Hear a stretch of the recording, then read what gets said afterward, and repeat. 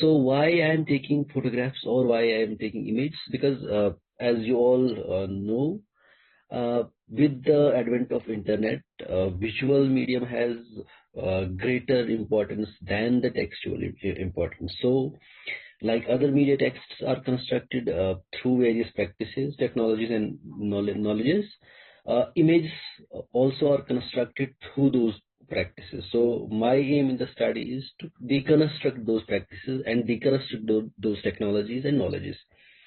So it's important to think critically about these images, who makes them and who consumes them in a certain way. So basically, who the author of those images or the producer of those images, as well as the audience and who consumes them is important. After 9/11, like other media, photography contributed to legitimizing the American actions in Iraq and Afghanistan by manufacturing consent for such actions. Manufacturing consent here is a term that Noam Chomsky has quoted, and this has helped in carving menacing image of Muslims worldwide. So what are the research objectives that I have taken? To understand how frames changed over time. Basically, I am looking at the media frames changed over time in the photographic coverage. To understand how photography aided in pushing Eurocentric understanding of the events othering Muslims after 9/11, and to identify the new ways of representation in the photographs, basically the sampled photographs after 9/11. So what are my research questions?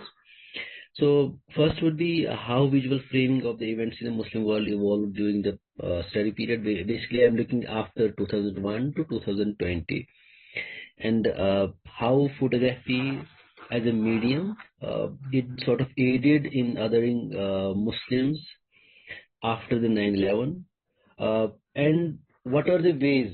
Are there any other ways than the textual ways in the coverage to represent Islam? Uh, basically, now I'm moving to my methodology section. So I'm basically using mixed methods. Basically two broad methods I'm using in media studies. These are visual frame analysis, which is again is one of the most important methods or frameworks for studying media texts that includes photographs. Also, I'm using the semiotic analysis framework, and for these two frameworks, I am doing content analysis as a specific method for studying these two frameworks. Now, how I have collected the data from the World Press Photo Organization. So basically, they award photo series. So I have taken those awarded photo series. Those have been awarded first, second, or third positions in all categories in the contest in a given year.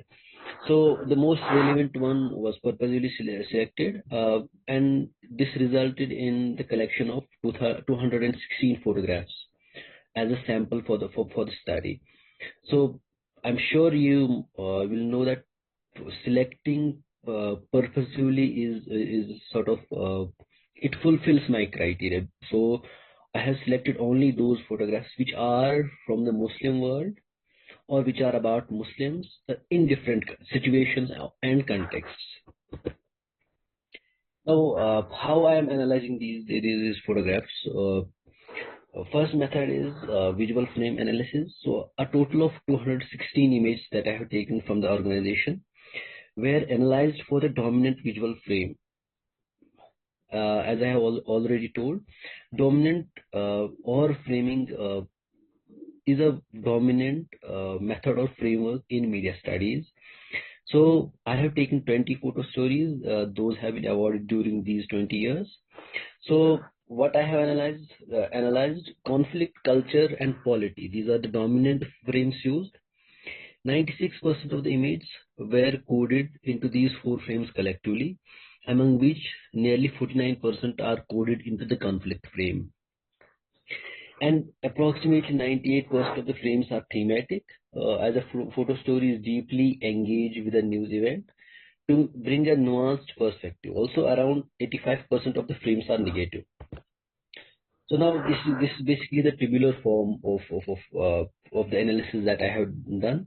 These are my different frames and how many images are there in total, and how they are they positive, are they negative, are they episodic, or are they